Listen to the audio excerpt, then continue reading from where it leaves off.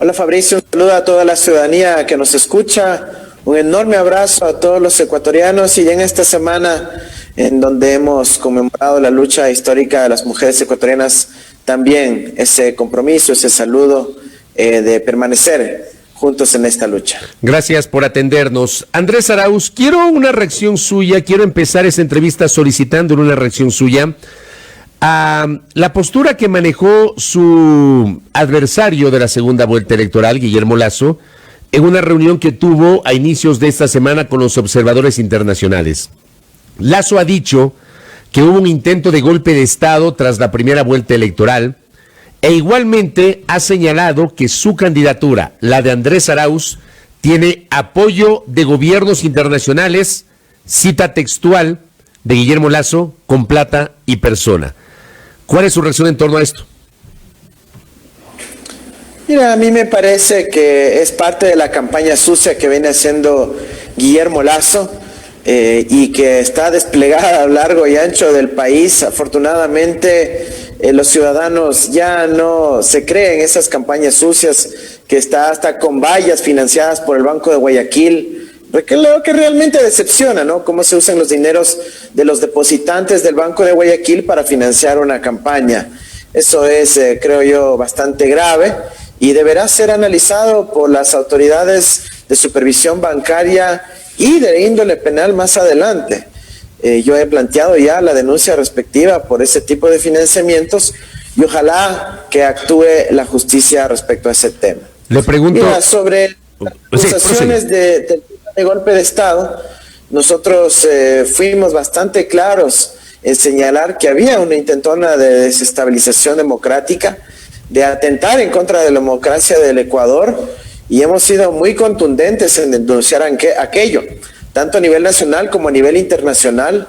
Hemos presentado las respectivas quejas electorales, hemos planteado la preocupación a nivel de las Naciones Unidas y el sistema interamericano, y hay mucha atención puesta sobre el Ecuador, y quizás es a eso a lo que se refiere el señor Lasso. Nosotros sí tenemos una gran observación internacional y un gran despliegue de nuestros amigos, aliados y observadores alrededor del mundo que están poniendo atención a lo que ocurre en nuestro país.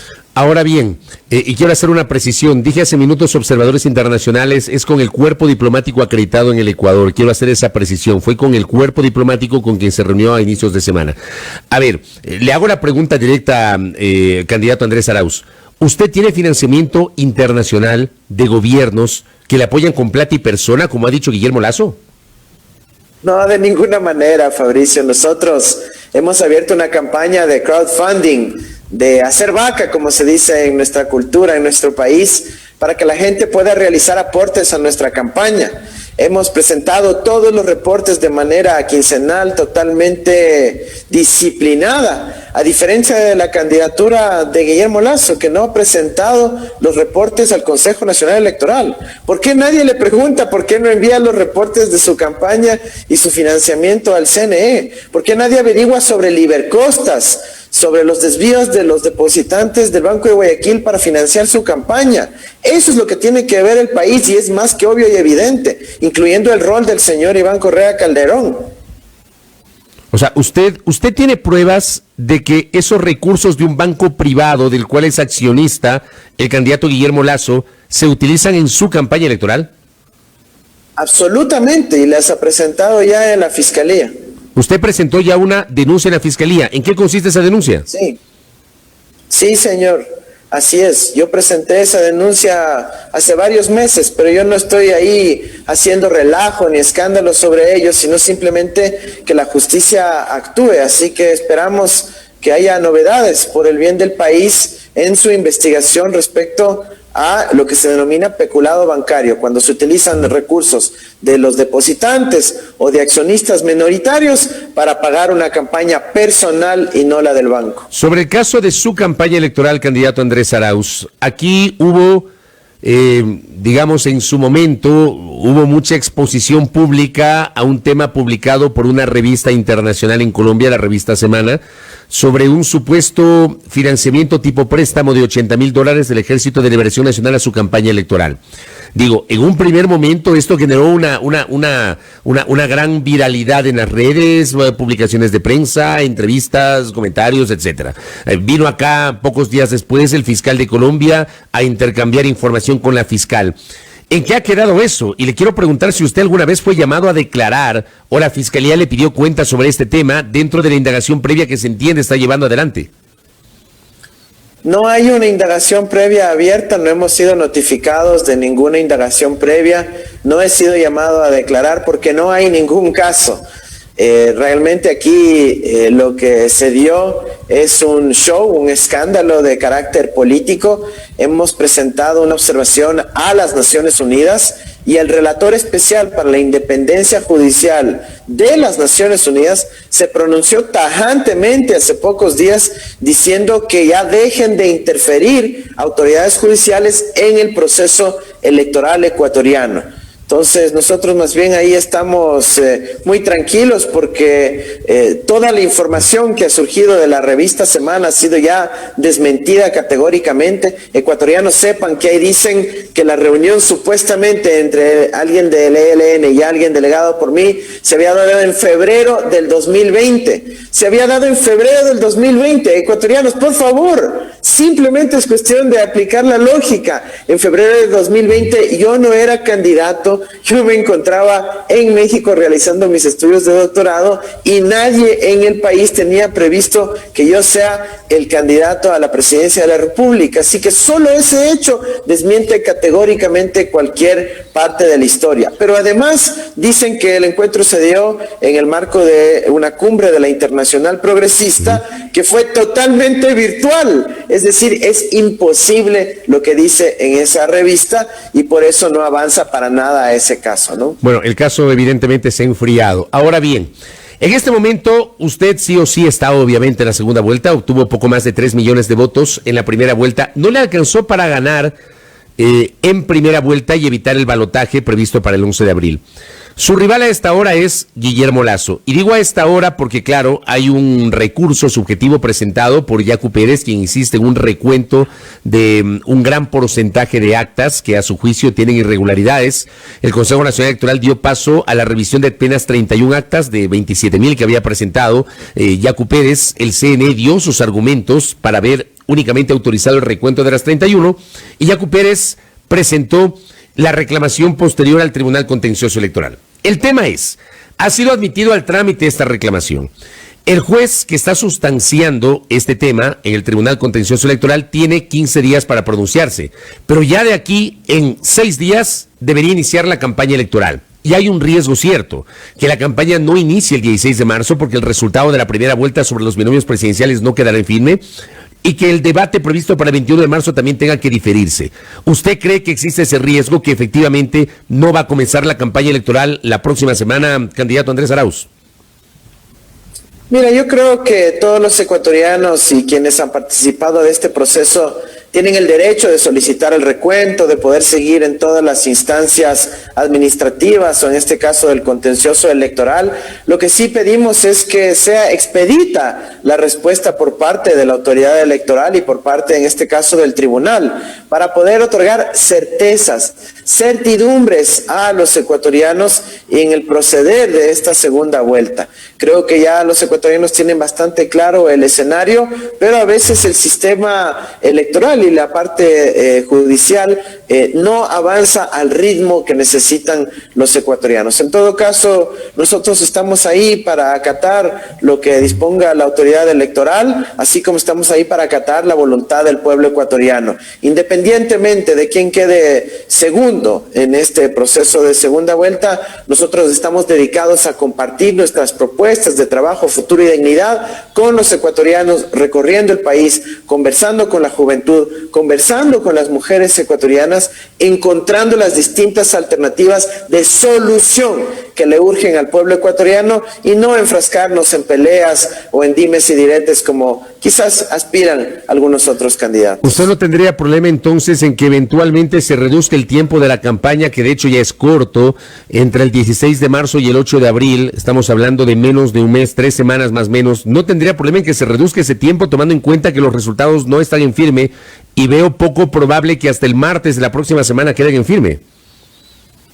No, por supuesto que nos preocupa eso, Fabricio, nos preocupa que se esté alterando el calendario electoral. Nosotros hemos pedido siempre en cada una de nuestras intervenciones que se respete el derecho a presentar las reclamaciones, las impugnaciones del caso, etcétera, pero siempre dentro del marco del calendario electoral. Sería impensable que se quieran posponer las elecciones y los ecuatorianos tenemos ya una angustia, una desesperación de poder recuperar nuestro destino, de poder tener por fin gobierno, y nosotros estamos listos para asumir ese desafío histórico, y si es que quieren posponer la fecha de elecciones, pues evidentemente atentaría en contra del derecho de los ecuatorianos a expresarse en las urnas y recuperar su patria.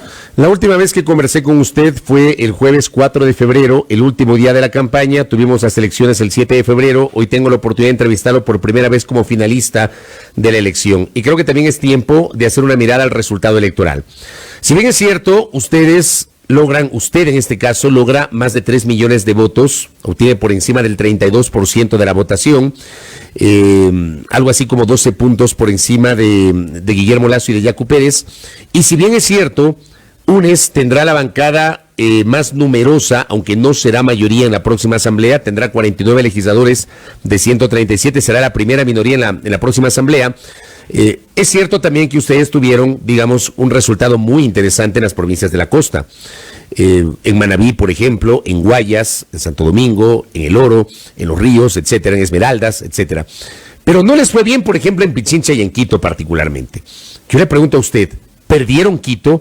Y le hago esta pregunta si ato el resultado de esta elección al comportamiento electoral de 2019, cuando de 21 concejales ganaron 9 y la candidata de la Revolución Ciudadana, Luisa Maldonado, estuvo muy cerca de convertirse en alcaldesa de Quito. ¿Perdieron Quito? ¿Perdieron Pichincha, candidato Arauz? Mira, la primera reflexión que debemos hacer sobre el proceso electoral del 7 de febrero es que las fuerzas neoliberales y quienes han venido gobernando con Moreno fueron sepultadas. No lograron más de 20% de quienes que gobernaron, y los diversos candidatos del gobierno de Moreno no sacaron más del 4% sumados todos juntos. Esa es la primera lección. La segunda es que la gran mayoría de ecuatorianos, cerca del 70%, optaron por opciones del centro hacia la izquierda, del progresismo, de la unidad plurinacional y de la socialdemocracia. Y ese resultado es una gran guía para lo que necesita nuestro país en esta fase de recuperación de la pandemia, de solución de las crisis. Esta misma lógica se replica en la ciudad de Quito. Hubo distritos donde nosotros sí ganamos, pero ahora tenemos el gran reto, Fabricio, de poder llegar quizás a algunos sectores donde no pudimos llegar con toda la contundencia en la primera vuelta, especialmente la juventud quiteña. Nosotros estamos dedicados a poder construir lazos de confianza, vínculos, relaciones, demostrar que nosotros tenemos un compromiso con los jóvenes en el ámbito del trabajo, con nuestra iniciativa de trabajo joven, en el ámbito del futuro, con el Internet como derecho humano y la educación de altísima calidad, y en la dignidad de nuestros pueblos, con relación a la salud, a la seguridad, y en recuperar la confianza en el autoestima de que los ecuatorianos tenemos que ser orgullosos de serlo y que podemos, sí, recuperar nuestros sueños y recuperar nuestra patria. Así que estamos dedicados a construir acá esta victoria también en la ciudad de Quito, y lo vamos a lograr el 11 de abril. Ahora, está claro que ustedes ganaron en toda la costa, pero no ganaron en la sierra, no ganaron en la región amazónica y no ganaron en la región insular.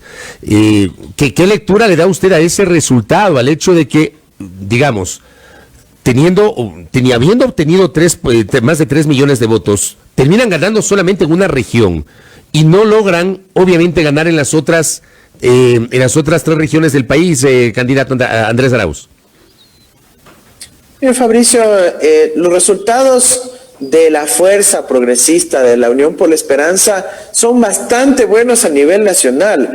Dicen, no ganamos porque no sacamos la mayor votación que el resto, pero tuvimos una votación consistente en todo el Ecuador. Somos un proyecto nacional, a diferencia de otras iniciativas o movimientos políticos que solo están afincados en ciertos territorios, en ciertos cantones, en ciertas provincias. Nosotros tenemos una presencia nacional abultada, con asambleístas en casi todas las las provincias del Ecuador, sí ganamos en Imbabura, una provincia de la sierra, y estuvimos a punto de ganar en Sucumbíos, la provincia más poblada de la Amazonía. Así que los resultados quizás un poquito están ahí sesgados por el coloreo del mapa, pero realmente tenemos una presencia nacional. Y sin embargo, nosotros queremos fortalecer eso, y las expectativas que tenemos para esta segunda vuelta son positivas. Sí vamos a poder ampliar nuestra votación de forma significativa y vamos a ganar en todas las regiones del país. Ahora, lo que es importante, Fabricio, es superar estas lógicas de regionalismo, de división de los ecuatorianos. Nosotros proponemos unidad nacional, unidad de todo nuestro país, en donde no se quiera catalogar a las personas por de qué región provienen o de qué región vienen, sino por su convicción y compromiso de servir a la patria. Y en ese sentido tenemos la responsabilidad histórica en la Asamblea y luego de nuestra victoria el 11 de abril en el Ejecutivo de poder construir este gran proyecto de unidad, no sobre la base del odio y las viejas rencillas, sino sobre la base de los retos que tenemos los ecuatorianos de superar la crisis sanitaria y la crisis económica. Candidato Andrés Arauz, uno de los señalamientos recurrentes que tiene usted y su propuesta de campaña en caso de llegar a la presidencia de la República es la relación del Ejecutivo con el Banco Central del Ecuador y el uso de los recursos del Banco Central del Ecuador. Esto ha generado una gran discusión y está claro que aquí hay un segmento de la opinión pública, particularmente economistas y líderes de opinión, que cuestionan la posibilidad de que se tomen recursos del Banco Central del Ecuador para, por ejemplo, financiar el proyecto estrella que usted había anunciado en la primera vuelta, que es entregar $1,000 a 1 millón de familias ecuatorianas en el primer tramo de su administración gubernamental. ¿Qué explicación le da usted a este tema? O sea, con qué argumento usted podría disponer la utilización de esos recursos del Banco Central? Fabricio, nosotros hemos sido consistentes y coherentes en nuestra explicación. No puede ser que el país tenga el índice de mortalidad en exceso más alto del planeta, con una economía devastada, quebrada, los negocios ahorcados con las deudas, las familias apretadísimas en términos de sus recursos y sus presupuestos familiares, y al mismo tiempo el gobierno celebrando de que tiene un nivel récord de reservas internacionales, es decir, dinero guardado en unas cuentas en Suiza. Eso no puede ocurrir, es una enorme contradicción, y esa contradicción tiene que resolverla el Estado, el gobierno, haciendo uso adecuado, apalancando las reservas internacionales para financiar el desarrollo de nuestro país. Y eso es lo que vamos a hacer, sin arriesgar ningún recurso de ningún depositante, porque ningún depositante tenemos la plata en el Banco Central. Estamos haciendo uso de instrumentos macroeconómicos y los vamos a hacer de manera responsable, de manera técnica, para que beneficie a todo el Ecuador y vaya fortaleciendo el propio sistema financiero nacional. Así que no hay que creer la campaña sucia que plantean los banqueros y la ley que vienen insistiendo ellos, que es para tomar control sobre la Junta de Regulación, sobre el directorio del Banco Central e impedir que se bajen tasas de interés, impedir que se reestructuren las deudas de forma obligatoria, impedir que se eliminen esas absurdas comisiones que le cobran al ciudadano cuando se acerca al cajero automático e imprime un recibo y le cobran 35 centavos. Eso es lo que nosotros buscamos eliminar, ese manejo irresponsable que han tenido los banqueros, que han cooptado un gobierno y que han gobernado para ellos mismos. Es por eso que se oponen, que tratan de armar toda una narrativa, un cuento, una amenaza a la democratización del Banco Central como corresponde de acuerdo a nuestra Constitución. Ese dinero que está usted dicho en un banco en Suiza, ¿ese dinero de quién es? Mire, ese dinero pertenece al Estado ecuatoriano, porque el Banco Central todavía es una institución pública, por eso la quieren privatizar, para que quede en manos de los bancos privados. Nosotros queremos preservar el Banco Central en manos públicas para que, como cualquier banco, aprovechando de la liquidez que tiene, pueda apalancar esos recursos y financiar el desarrollo del Ecuador. En este caso, salir con urgencia de la pandemia, estos $1,000 es una ayuda emergente para las familias familias más afectadas, no es una cuestión generalizada ni permanente, sino que cumple la recomendación de las Naciones Unidas de asignar $1,000 a 1 millón de familias una sola vez en la primera semana de nuestro gobierno para generar un impulso de recuperación económica. Esto ha ocurrido en Perú, Guatemala, en Brasil, en Francia, en España, en Estados Unidos, en Canadá, en muchos otros países del mundo, y estamos cumpliendo esa recomendación internacional. Pero además de beneficiar a esas familias, va a beneficiar a la recuperación económica en general y además va a ayudarnos a tener confianza nuevamente en nuestro gobierno. Y eso va a cambiar el panorama político del Ecuador, porque se va a sentir en el país que sí había cómo y que nuevamente tendremos un gobierno que sí atienda a sus ciudadanos. Asumamos digamos, imaginemos que usted gana las elecciones y se posesiona como presidente el 24 de mayo del 2021. ¿Es posible que usted se encuentre con un escenario en el cual exista ya en plena vigencia la ley de defensa de la dolarización, como le ha llamado el Ejecutivo? Y digo es probable porque, si bien es cierto, este proyecto fue devuelto 2 veces al Ejecutivo, la primera vez por errores de forma y la segunda con el argumento de que era inconstitucional, el gobierno está allanando el camino para volverle a enviar. Imaginemos un escenario en el que se apruebe esta ley y Andrés Arauz llega a la presidencia el 24 de mayo y se encuentra con esa ley. ¿Usted qué va a hacer si la ley está en vigencia? Mire, esa ley no se va a aprobar, Fabricio. Nosotros hemos visto que es la tercera ocasión, toma en cuenta. La primera fue archivada en noviembre del 2019. En segundo lugar, rechazada por el CAL por incumplir requisitos de forma. Y ahora rechazada por inconstitucional. ¿Cómo pueden corregir para que se vuelva constitucional una ley abiertamente inconstitucional cuando la esencia de esa ley es cometer una inconstitucionalidad? Así que yo más bien veo que ha habido una actitud responsable de la Asamblea Nacional de decir no podemos simplemente hacer que ingresen proyectos abiertamente inconstitucionales que alteren la estructura fundamental del Estado ecuatoriano. Así que yo más bien confío en que haya un proceso de racionalidad por parte de los actores políticos, y que parece que sí hay, porque en el CAL, recuerda, no hay nadie en representación de la Revolución Ciudadana, y el resto de miembros sí se pronunció para devolver esa ley al Ejecutivo. Así que pero yo le planteo, el país debe ir por otro lado. Yo le planteo un escenario hipotético, porque en la política ecuatoriana todo puede pasar. Yo tampoco creo que hay votos, pero también se puede jugar al escenario del Ministerio de la Ley. O sea que como no hay votos ni para aprobar ni para negar, entra en vigencia por el Ministerio de la Ley. Lo que quiero saber es, si usted llega a la presidencia, ¿usted planteará la derogatoria de esa ley? Tendría que hacerlo por la vía legislativa igualmente, si es que ese proyecto entra en vigencia.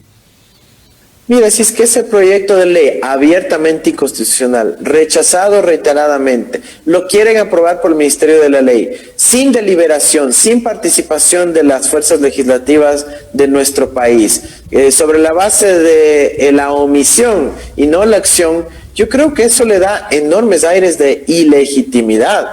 Y eso podrá ser declarado inconstitucional rápidamente, y además, obviamente, nosotros nos comprometemos a derogar esa ley si es que llega a aprobarse quizás pocos días antes del cambio de gobierno.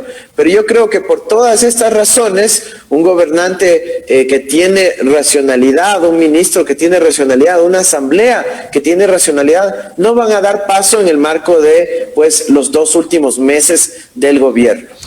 Candidato Andrés Arauz, en la parte final de este diálogo, y quiero comprometerle para que volvamos a tener otra entrevista en el curso justamente de la campaña de la segunda vuelta electoral, ¿cuál va a ser su relación con Venezuela y por qué le hago esta pregunta? Ayer se viralizó un video. Claramente ese video estaba editado, había un montaje ahí, claramente, pero sí creo que es importante que el país conozca cuál será su posición sobre Venezuela. Creo que este es un tema sobre el cual el país necesita una respuesta contundente en este sentido. Candidato. Fabricio, hemos sido víctimas de campaña sucia. ¿Creen que usted demuestre que ese video fue claramente adulterado? El país entero puede ver que es un video editado, extrayendo palabras de un lado al otro y presentado para manipular la conciencia ciudadana. Eso nos demuestra el grado de bajeza que existe actualmente en la política ecuatoriana, y ojalá se investigue el origen de una adulteración de ese estilo, porque están generando efectivamente un impacto a la ciudadanía, tratando de mentir sobre la base de una manipulación. Ahora, Nuestra posición sobre Venezuela ha sido absolutamente clara. Nosotros no nos vamos a meter a donde no nos inviten. Nosotros respetamos el principio de autodeterminación de los pueblos. Nosotros buscamos el desarrollo del Ecuador y de los ecuatorianos. No me interesa lo que esté ocurriendo en otras partes del mundo con relación a sus procesos internos. Nosotros vamos a dedicarnos al Ecuador. Esa es nuestra prioridad. A eso nos vamos a dedicar y lo vamos a hacer muy bien y de forma rápida a partir del 24 de mayo. Pero usted reconstituirá la relación diplomática con Venezuela, porque acuérdense que el gobierno ecuatoriano reconoció a Guaidó y no a Maduro como presidente. Mire, el gobierno ecuatoriano ahorita ya tiene relaciones diplomáticas y consulares con el gobierno venezolano, porque esa es la vida real. Tienen que intercambiar documentos, hacer apostillas, hacer procesos de notarización. Los consulados están trabajando activamente y regularmente, al punto que el proceso electoral en Venezuela, en donde los ecuatorianos migrantes que viven allá votaron en el consulado del Ecuador de forma normal. Así que yo creo que eso es un hecho evidente y obvio y ni siquiera merece una interpretación o un análisis más allá de aquel. Correcto. Andrés Arauz, le quiero agradecer y nuevamente comprometer para que nos vuelva a atender y seguir profundizando en los temas de la campaña de la segunda vuelta. Muy amable, que tenga un buen día. Gracias, Fabricio. Un mensaje a la ciudadanía y es que estemos velando para que esta campaña se siga desarrollando en los términos justos de igualdad, de libertad y de sobre todo respeto a la verdad. Aquí nosotros queremos plantear propuestas, soluciones mediante el diálogo franco, honesto y verdadero y no con campaña sucia. Y los ecuatorianos ya estamos hartos del odio, de la manipulación. Queremos ahora una verdadera justicia y un verdadero proceso de construcción de soluciones para toda la ciudadanía. Muchas gracias, Fabricio. Muy amable. Andrés Arauz, candidato presidencial por la Alianza UNES, conversando aquí en